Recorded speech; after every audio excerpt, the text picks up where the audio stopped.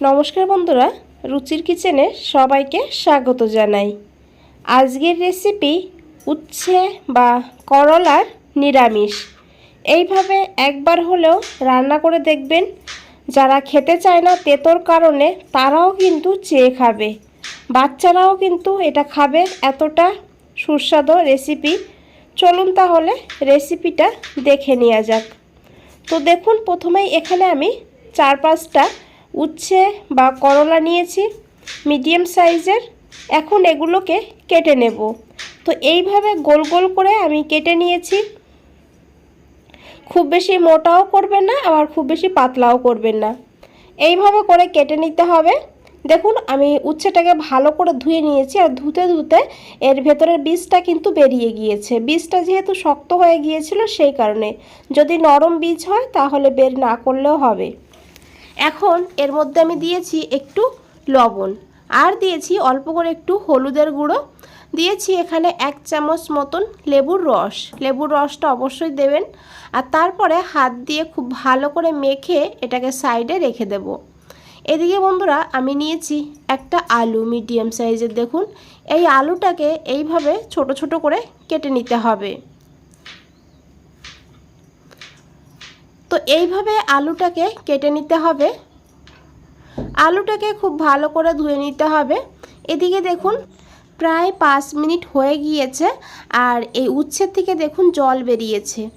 এর থেকে যতটা জল বের হবে, কিন্তু আমরা চেপে চেপে জলটা বের করব না, তাহলে কিন্তু এর একদম যে পুষ্টিগুণটা আছে সেটা কিন্তু বেরিয়ে যাবে। আর এইভাবেও রান্না করে দেখবেন, তিতো অনেক কম লাগবে। এখানে দেখুন, আমি নিয়েছি একটু আদা আর 2টো কাঁচা লঙ্কা। এখানে 1/2 ইঞ্চি মতন আদা নিয়েছি। আদা আর কাঁচা লঙ্কাটাকে বেটে নিতে হবে। আর এদিকে আমি একটা কড়াইতে 2 চামচ সাদা তেল নিয়েছি। রান্নাটা আমি সাদা তেলে করেছি, তবে আপনারা চাইলে সরষের তেলও করতে পারবেন। এখন এই উচ্ছেগুলোকে জল থেকে তুলে এইভাবে দিয়ে দিতে হবে। আমি আগেই বলেছি, হাত দিয়ে চেপে চেপে কিন্তু জলটা বের করব না। তো যতটা এমনিতেই জল বের হবে সেটাই কিন্তু ফেলতে হবে। এখন এই উচ্ছেটাকে ভেজে নিতে হবে। খুব ভালো করে একটু কড়া করে উচ্ছেটাকে ভাজতে হবে।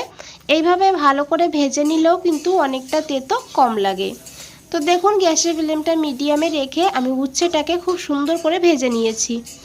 এইভাবেই উচ্ছেটাকে ভেজে নিতে হবে, আর তারপরে এই উচ্ছেটাকে তুলে নিতে হবে। আর এই কড়াইতেই আমি রান্নাটা করে নেব। এখানে আমি আরও 2 চামচ সাদা তেল যোগ করে দিয়েছি একটু গোটা জিরা, ফ্লেভারের জন্য একটা শুকনো লঙ্কা। ফোড়নটাকে একটু ভেজে নিতে হবে। তারপরে এখানে দিয়ে দিতে হবে আলুগুলো। আলুটাকে খুব ভালো করে একটু লাল করে ভেজে নিতে হবে। আলুটা রান্না হতে সময় বেশি লাগে, সেই কারণে আলুটাকে ভালো করে ভেজে নিলে রান্নাটা খুব তাড়াতাড়ি হয়ে যাবে।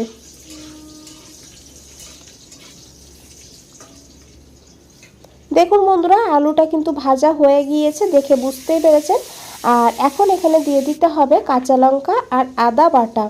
একটু জলও যোগ করে দিয়েছি। এখানে কিছু গুঁড়ো মশলা যোগ করব। প্রথমেই নিয়েছি 1/4 চামচ ধনিয়ার গুঁড়ো, 1/4 চামচ এখানে জিরের গুঁড়ো নিয়েছি। মশলার পরিমাণটা কমই দিতে হবে। যেগুলো আমাদের ঘরে সবসময় থাকে মশলাগুলো, সেই মশলাগুলোই কিন্তু আমি দিয়েছি একটু হলুদের গুঁড়ো কালারের জন্য, আর দিয়েছি অল্প করে কাশ্মীরি লঙ্কার গুঁড়ো। কাশ্মীরি লঙ্কার গুঁড়ো দিলে ঝাল হবে না, তবে কালারটা সুন্দর হবে। এখন এই মশলাটাকে 2-3 মিনিট ভালো করে কষিয়ে নিতে হবে। এইভাবে মশলা আলুর সঙ্গে কষিয়ে নিলে তাহলে আলুটাও সিদ্ধ হয়ে যায়, আবার কিন্তু মশলাটাও ভালোভাবে কষানো হয়ে যায়। এতে সময়টাও কম লাগে, আবার গ্যাসটাও কিন্তু বেঁচে যায়। তো দেখুন, মশলা থেকে তেল ছেড়ে দিয়েছে। এইভাবে কিন্তু ভালো করে মশলাটাকে কষিয়ে নিতে হবে। এখন দিয়ে দিয়েছি এখানে বড় সাইজের একটা টমেটো। ছোট হলে 2টো দেবেন, এখানে বড় তার জন্য আমি একটা দিয়েছি। এইভাবে টমেটোটাকে কেটে দিয়েছি পরিমাণ মতন লবণ। টমেটোর উপরে লবণ দিলে তাহলে তাড়াতাড়ি কিন্তু টমেটো নরম হয়ে যাবে। এখন খুব ভালো করে মিশিয়ে নেব। লো ফ্লেম করে 2 মিনিট ঢাকা দিয়ে রেখে দেব। এতে টমেটো তাড়াতাড়ি করে নরম হয়ে যাবে। 2 মিনিট পর ঢাকনাটা খুলে নিয়েছি। এখন একবার খুব ভালো করে মিশিয়ে নেব। দেখুন বন্ধুরা, টমেটো একদম সফট হয়ে গিয়েছে। আর এখন এখানে দিয়ে দিতে হবে টক দই। এখানে আমি 2 চামচ ফ্যাটানো টক দই নিয়েছি। আর দইটা দেওয়ার সময় অবশ্যই গ্যাসের ফ্লেমটা লোতে রাখবেন, না হলে দইটা ফেটে যাওয়ার সম্ভাবনা থাকবে। তারপরে খুব তাড়াতাড়ি করে এইভাবে মিশিয়ে নিতে হবে। আর তারপরে গ্যাসের ফ্লেমটা একটু বাড়িয়ে দিয়ে আবারও 1 থেকে 1.5 মিনিট কষিয়ে নেব।